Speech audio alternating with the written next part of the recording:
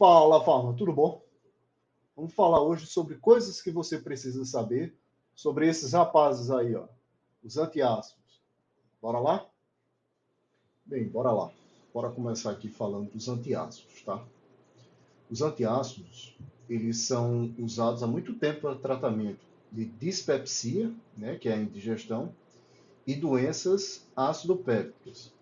Só que a indicação para tratamento de ácido-pépticas, ele foi, né, substituído por antagonistas dos receptores H2 e os IBPs, né, que são mais eficientes para tratar essas doenças. Mas os antiácidos, eles continuam sendo usados, né, para dispepsia e pirose. Aquela pirose que é a sensação de queimação, a azia, né? Bem, os antiácidos, né, eles vão reagir com o ácido clorídrico, o HCl, lá no estômago, tá? E formar um sal, a depender do antiácido, e água, certo? São os principais produtos que ele vai formar. E tem, né, como objetivo aí, olha, a redução, né, a neutralização ou a diminuição, né, da acidez intragástrica, combatendo aqui o ácido clorídrico, tá? Vamos ver, vamos continuar aqui. Temos dois antiácidos, né, o bicarbonato e o carbonato de cálcio, tá? Como a gente falou lá, olha, o bicarbonato, o antiácido, ele vai reagir com ácido clorídrico e no caso do bicarbonato vai formar o cloreto de sódio, né, o sal de cozinha, o dióxido de carbono, gás carbônico e água, tá? Então, vamos aqui, a gente tem uma representação aqui, olha, de um antiácido que tem exatamente essa composição, tem esse princípio ativo na composição. Vamos olhar. Temos aqui, ó, bicarbonato de sódio, tá? Então, o que a gente vai falar aqui? Vamos falar de cada um desses produtos aqui, né? A água, tudo ok, é bom beber água, né? Mas vamos falar aqui do gás carbônico, do sal de cozinha e do bicarbonato em si, né? Vamos lá. Aqui a gente tem, olha, como produto da reação, a formação do CO2, né? E o que ele vai provocar, né? Ele provoca a distensão gástrica, que é aquela barriga inchada, né? Ou mesmo, quando a gente toma o antiácido, aquelas eructações, aquele arroto, aquela coca que você toma, aquele arroto que você vai dar quando tem uma acidez exacerbada, né? E no estômago, e o bicarbonato reagindo com essa acidez vai formar esse gás carbônico, tá? Com o cloreto de sódio, né, ele vai ter um aumento de retenção de líquidos e em pacientes que tenham insuficiência cardíaca, né, porque vai, como produto da reação, vai ter a formação desse sal, né? Então, em pacientes que têm insuficiência cardíaca, hipertenso, né, hipertensão, ou insuficiência renal, pode provocar, né, o aumento na retenção de líquidos desse paciente. Já o bicarbonato, que é um sal básico, já o bicarbonato, né, o bicarbonato que não reagiu, que não se transformou nesses produtos, né, o bicarbonato que não reagiu, ele é absorvido rapidamente, tá? A gente vai ver que tem outros antiácidos que não têm essa propriedade, que não são, essa reação não ocorre de forma rápida, tá? Ele em altas dosagens, o bicarbonato em altas dosagens, né? Então, em altas dosagens ele vai conseguir consumir todo o ácido clorídrico que está lá no suco gástrico. E ainda vai continuar tendo bicarbonato. Então, em altas concentrações, em altas dosagens, ou em pacientes que tenham insuficiência renal, que não consigam degradar de forma correta esse bicarbonato, apresentar, né, via ter essa alcalose metabólica, que pode provocar também a alteração do pH no sangue, tá? Então, assim como o bicarbonato, a gente tem aqui o carbonato de cálcio. Vamos ver aqui os produtos da reação e o carbonato em si, né? o sal básico, né, o antiácido. Olha lá, assim como o bicarbonato, o carbonato de cálcio vai reagir com ácido clorídrico, certo? Vai formar o sal, já não é o NaCl mais, é o cloreto de cálcio, e também forma, ou seja, também forma o gás carbônico. Então, ele tem a mesma formação do gás carbônico. Então, os mesmos problemas, né? Distensão gástrica pode provocar e o arroto, as eruptações, e forma água, tá? O bicarbonato, desculpa, o carbonato de cálcio, em relação ao bicarbonato de sódio, ele é um pouco mais insolúvel. Então, essa reação ocorre um pouco mais em relação ao bicarbonato. Ela ocorre um pouco mais lento, né? Então, ele vai aqui, ó, reage mais lentamente comparado com o bicarbonato, tá? Forma o carbonato, o cloreto de cálcio, né? E o carbonato de cálcio em excesso também pode vir a provocar essa alcalose metabólica, tá? Então, como ele tem como formação do produto o carbonato de cálcio, né? Ele também, o cloreto de cálcio, o carbonato também é utilizado para outras finalidades, além do antiácido. Como exemplo aqui, olha, ficou pequenininho, mas dá para a gente vai explicar aqui para entender. Ele pode ser utilizado, ele é, na verdade, utilizado também em suplementação de cálcio, né? Tem a formação aqui do cloreto de cálcio. Em suplementação de cálcio para tratamento de osteoporose. Então, pacientes que estão com osteoporose podem sim fazer uso, né? Em alguns casos, dependendo do tratamento escolhido, uso do carbonato de cálcio. Não com ação antiácida, né? Não com o intuito da ação antiácida, mas sim com o intuito da suplementação de cálcio, tá? Então vamos lá ver outros antiácidos aqui. Bora lá falar dos fármacos que contêm o hidróxido de magnésio e o hidróxido de alumínio, tá? O hidróxido de magnésio e o hidróxido de alumínio, eles vão reagir também com ácido clorídrico, lá presente no suco gástrico, né?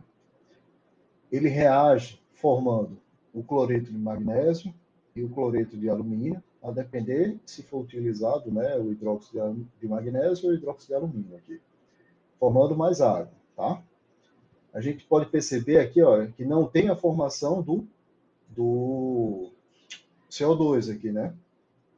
Então, não vai vir a surgir aquelas eruptações, né? Aqueles arrotos, quando a gente toma o bicarbonato, por exemplo.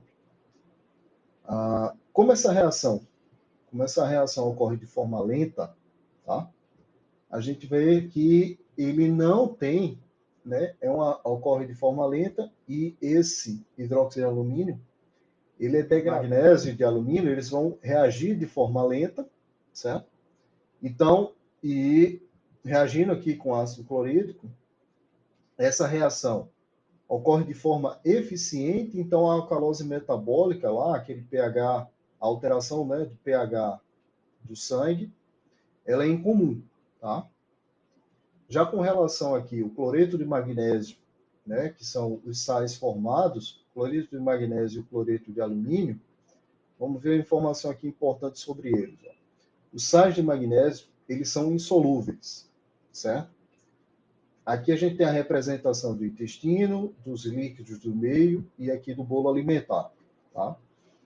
Caso tenha sido utilizado o hidróxido de magnésio, desse bolo alimentar vai ter a presença, né, dos sais de magnésio, que eles são insolúveis, certo? Eles reagiram lá com o ácido clorídrico presente no estômago e estão presentes aqui no bolo alimentar. Então, lá pelo princípio da osmose, olha lá, vamos lembrar aqui, ó. A tendência é que a gente tem um meio semipermeável, tá? Um meio mais concentrado e um meio menos concentrado. A tendência é que os líquidos, né, aqui no caso representado pela água, saia do meio menos concentrado para o meio mais concentrado. Então, aqui tem a representação. Aqui o líquido saiu, a gente vê a baixa, né?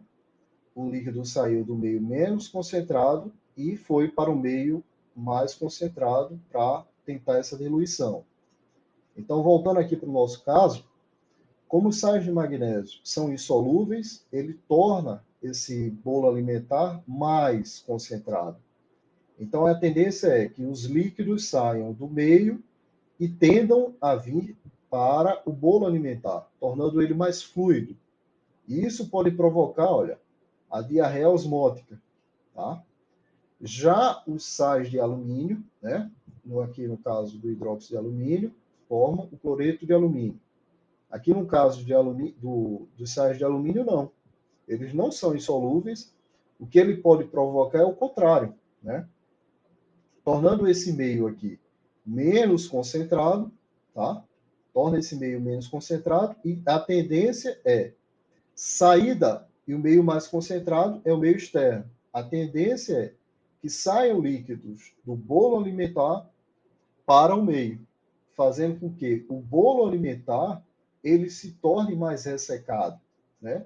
Podendo vir ocasionar no paciente, olha, a constipação, tá? Mas, ora, se a gente, o intuito, utilizando desses fármacos, é a neutralização do ácido clorídrico e a não formação do gás carbônico aqui, do CO2, por isso que a gente vê apresentações, né, combinadas, para que não tenha esse efeito no trato gastrointestinal. Vamos ver aqui, ó. A combinação desses dois princípios, né, do hidróxido de alumínio e do hidróxido de magnésio, vai ter um efeito antiácido, mas não provoca nem a diarreia osmótica, nem a constipação no paciente, né? Se esse não for a intenção, claro. E aí por isso que a gente tem aqui apresentações combinadas, né? Não tem um efeito no trato gastrointestinal, mas tem o efeito do ácido clorídrico presente no estômago, tá? Vamos entender aqui, ó, da farmacocinética dele, tá? O hidróxido de alumínio e de magnésio, eles são absorvidos e excretados com auxílio dos rins. Então, pacientes que têm insuficiência renal, ou seja, que não estão com funcionamento dos rins normal, ele não deve fazer uso prolongado desses dois fármacos, tá? Porque, exatamente por isso, porque eles são excretados com auxílio dos rins, certo? Vamos falar de outras interações medicamentosas que os antiácidos têm com outros medicamentos. Bora lá. E bora lá falar das interações medicamentosas dos antiácidos, tá? Todos os antiácidos, eles podem afetar a absorção de outros medicamentos, todos, tá? Seja ele se ligando ao medicamento, ou seja, a molécula do antiácido se ligando ao fármaco que o paciente esteja tomando naquela forma, né, naquele momento, né, reduzindo a absorção do medicamento, ou mesmo, né, o antiácido vai tender a diminuir a acidez, ou seja, aumentar o pH. Vamos entrar lá na nossa escalinha aqui, ó. Aqui, ó. Nossa escala. Ele vai tender a aumentar o pH, ou seja, tornar o ambiente menos ácido, mais alcalino, tá? Então, uma forma também de interagir é o antiácido exercendo a função dele, né? Vamos ver o exemplo aqui do cetoconazol. Veja o que diz a bula. Deve haver uma quantidade suficiente de ácido no estômago para que o cetoconazol comprimido seja absorvido de forma apropriada. Ou seja, se o ambiente estiver muito básico, né, o cetoconazol vai ter sua absorção prejudicada em decorrência do efeito do antiácido, tá? Então, uma forma de melhorar essa farmacoterapia é exatamente espaçar o uso do antiácido com os outros medicamentos. Que a gente colocou aqui, olha, essa representação, é o gap, essa distância, tá? Então, o outro medicamento que o paciente esteja tomando, é interessante que seja tomado antes do antiácido, para que não interaja com o próprio antiácido, né, se ligando ao medicamento, e nem mesmo com os efeitos dele, né? Então, o medicamento, digamos, o paciente esteja usando cetoconazol. O cetoconazol vai encontrar um ambiente favorável para ter sua absorção e, posteriormente, no mínimo 2 horas, o paciente vir a tomar o antiácido caso seja necessário, né? Então, ele não vai interagir nem com o cetoconazol que o paciente esteja tomando, nem mesmo com os efeitos do antiácido, porque ele vai tomar posterior ao medicamento, tá? Bem, pessoal, é isso que a gente tinha para falar sobre os antiácidos, que são fármacos que a gente usa com tanta frequência, mas às vezes a gente não se atém a essas particularidades que esses fármacos possuem, certo? Se você gosta desse assunto e de tantos outros do universo de farmácia, se inscreva aqui no nosso canal, que sempre vamos estar aqui falando sobre eles. Valeu e até mais, pessoal!